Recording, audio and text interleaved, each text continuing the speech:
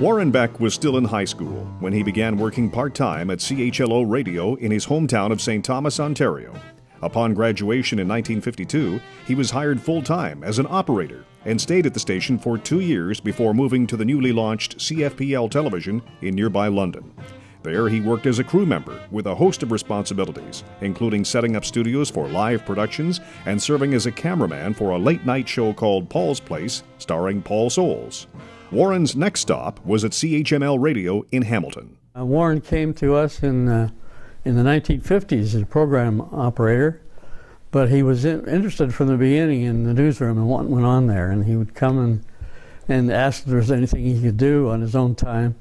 And we gave him a few things to do, and I could see the fire was in his belly. I just suggested to him that some seasoning at a smaller station in the newsroom was what he needed, and he went and got that. Warren moved to CJOY in Guelph as a reporter newscaster and also served as an analyst on Junior A hockey games.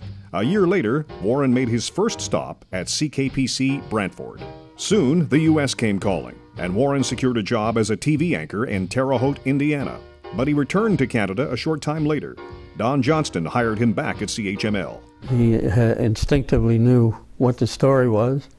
He went after it hard. He did some sports freelancing on his own time, in football, baseball. He's just an all-around guy. When Don left for CFRB in 1972, Warren became news director. It was a position he held until 1985. While at CHML, he served as one of the first members of the Broadcast News National Editorial Committee.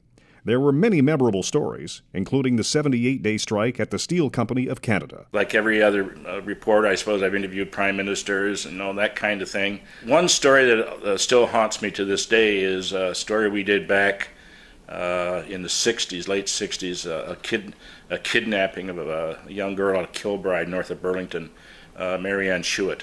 And I worked on that. I started on that. It happened one night. And I stayed on that thing for 4 or 5 days. I refused to go off it because I didn't have children at the time either, but it just grabbed me.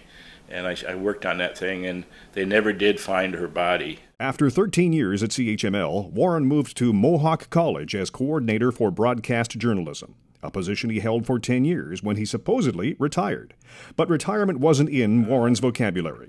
He spent more time with the consulting company he started while at CHML. One of his clients through the 80s and 90s was Dick Buchanan, the owner of CKPC in Brantford. After a number of assignments for the station, Dick asked Warren to come on full-time as news director in 2005. Warren is an absolute pit bull for the news.